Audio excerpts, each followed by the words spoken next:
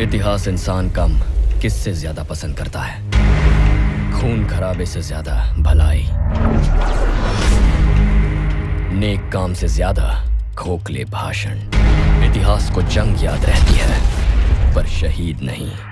Hello दोस्तों, vampire movie का part 2 आपके लिए हाजिर है। जिन लोगों ने पहला पार्ट नहीं देखा है वो पहला पार्ट जरूर देखें। उसमें 5 अच्छी वैम्पायर मूवी के बारे में बताया है मैंने। इस पार्ट में आपके लिए 5 और वैम्पायर्स मूवी का रिव्यू लेकर आया हूँ। उम्मीद करता हूँ आपको ये पार्ट भी पसंद आएगा। अगर ये पार्ट अच्छा लगे तो कमेंट में पार्ट 3 जरूर लिखना, क्योंकि थर्ड पार्ट के लिए मेरे पास कुछ धांसू मूवीज है। तो चलिए शुरू करते हैं नंबर 5 से। नंबर 5 पर आती है अब्राहम लिंकन वैम्पायर हंटर। यह एक एक्शन हॉरर और ऐतिहासिक फिक्शन मूवी है जो अब्राहम लिंकन के जीवन की काल्पनिक कहानी पर आधारित है। फिल्म में अब्राहम लिंकन, जो कि इतिहास में अमेरिका राष्ट्रपति के रूप में प्रसिद्ध है, उनको एक वैम्पायर शिकारी के रूप में दिखाया गया है। इस मूवी की कहानी अब्राहम लिंकन के बचपन से शुरू होती है, जहां उनके परिवार के सदस्य एक वैम्पायर द्वारा मारे जाते हैं। इस घटना के बाद लिंकन अपने जीवन का उद्देश्य वैम्पायरों को खत्म करने और उनके खतरे से अमेरिका को बचाने के रूप में निर्धारित करते हैं। लिंकन वैम्पायरों के खिलाफ जंग छेड़ते हैं और अमेरिकी गृह युद्ध में अपनी भूमिका को निभाते हुए उन्हें नष्ट करने का लक्ष्य रखते हैं। मूवी में एक्शन के बहुत से दृश्य हैं, जिसमें वैम्पायरों से लड़ाई और युद्ध के दृश्य शामिल हैं। इन दृश्यों को बेहद शानदार तरीके से शूट किया गया है और वैम्पायर्स के खिलाफ लड़ाई के दौरान जो भव्यता और रोमांच दिखाया गया है वह दर्शकों को बांध कर रखता है। फिल्म की गति भी तेज है जो इसे एक थ्रिलिंग अनुभव देती है। ये मूवी आई थी 2012 में। इसे IMDb पर रेटिंग मिली है 5.9 आउट ऑफ 10 और मैं इसे रेटिंग दूंगा 3 आउट ऑफ 5। नंबर 4 पर है प्रीस्ट। यह एक पोस्ट एपोकैलिप्टिक एक्शन और हॉरर फिल्म है। यह फिल्म एक ऐसे काल्पनिक भविष्य में सेट है जहां वैम्पायर और इंसानों के बीच एक लंबी और घातक जंग हो चुकी है और चर्च ने समाज पर नियंत्रण स्थापित किया है। फिल्म की कहानी एक एक्शन हीरो प्रीस्ट के इर्द गिर्द घूमती है, जो एक वैम्पायर शिकारी है और अपने अपहरण हुए भतीजे को बचाने के लिए एक खतरनाक यात्रा पर निकलता है। लेकिन अब वैम्पायर फिर से वापसी कर रहे हैं और प्रीस्ट का भतीजा, जो वैम्पायरों का शिकार हो चुका है, उन्हें बचाने के लिए प्रीस्ट को एक खतरे से भरी यात्रा पर निकलना पड़ता है। फिल्म में प्रीस्ट की यात्रा और संघर्ष को बहुत थ्रिलिंग तरीके से दिखाया गया है कि किस तरह वो चर्च के नियमों को तोड़कर वैम्पायर्स के लीडर से लड़ने के लिए निकल पड़ता है, जिससे नाराज होकर चर्च अपने प्रीस्ट को पकड़ने के लिए उसके ही साथियों को उसके पीछे भेज देता है। ये मूवी शानदार है। ये मूवी रिलीज हुई थी 2011 में। इसे IMDb पर रेटिंग मिली है 5.7 आउट ऑफ 10 और मैं इसे रेटिंग दूंगा 3.2 आउट ऑफ 5। नंबर 3 पर है Cirque du Freak the vampire's assistant. यह एक फैंटेसी हॉरर फिल्म है जो कि एक book series the saga of Darren Shan पर आधारित है, जो डैरन सान नामक एक किशोर के रोमांच और उसकी वैम्पायर दुनिया में यात्रा पर आधारित है। फिल्म में वैम्पायर जादुई तत्व और अद्भुत सर्कस के तत्वों का मिश्रण देखने को मिलता है, जो दर्शकों को एक अलग ही अनुभव देता है। इस मूवी की कहानी डैरन सान नामक एक किशोर लड़के के बारे में है, जो एक अजीब सर्कस का हिस्सा बन जाता है। जब वह सर्कस के एक रहस्यमय कलाकार क्रिप्सली से मिलता है तो पता चलता है कि वह एक वैम्पायर है। डैरन खुद को वैम्पायर की दुनिया से घिरा हुआ पाता है और उसे अपनी नई जिंदगी के बारे में कई मुश्किल फैसले लेने होते हैं। क्रिप्सली उसे वैम्पायर के रूप में बदलने के लिए सहमत हो जाता है और डैरन के जीवन में एक नया अध्याय शुरू होता है, जहां उसे वैम्पायरों और उनके दुश्मनों से जूझना पड़ता है। यह मूवी रिलीज हुई थी 2009 में। इसे IMDb पर रेटिंग मिली है 5.8 आउट ऑफ 10 और मैं इसे रेटिंग दूंगा 3.5 आउट ऑफ 5। नंबर 2 पर है डार्क शैडो, जो कि एक काल्पनिक गॉथिक हॉरर कॉमेडी फिल्म है। यह फिल्म 1960 के दशक के एक लोकप्रिय टीवी शो डार्क शैडो पर आधारित है, जिसमें वैम्पायर, परिवार और अंधेरे रहस्यों का मिश्रण था। इस मूवी में मेरे फेवरेट हीरो जॉनी डेप ने मुख्य भूमिका निभाई है और इसमें हास्य, ड्रामा और हॉरर का अद्भुत संयोजन देखने को मिलता है। इस मूवी की कहानी 18वीं सदी के वैम्पायर बर्नाबस कॉलिंस के इर्द गिर्द घूमती है, जिसे एक जादुई चुड़ैल एंजेलिक द्वारा स्थापित किया गया था। वह स्थापित होकर लगभग 200 सालों तक एक ताबूत में बंद रहता है और जब वह 1970 के दशक में बाहर आता है तो वह अपने परिवार की खोई हुई प्रतिष्ठा को फिर से पाने के लिए संघर्ष करता है। मूवी में बर्नाबस को अपने परिवार के सदस्य, पुराने दुश्मनों और एंजेलिक के बीच जद्दोजहद करनी पड़ती है, जो फिल्म में कॉमिक और अंधेरे तत्वों के साथ एक दिलचस्प मोड़ लेती है। यह मूवी रिलीज हुई थी 2012 में। इसे IMDb पर रेटिंग मिली है 6.2 आउट ऑफ 10 और मैं इसे रेटिंग दूंगा 3.8 आउट ऑफ 5।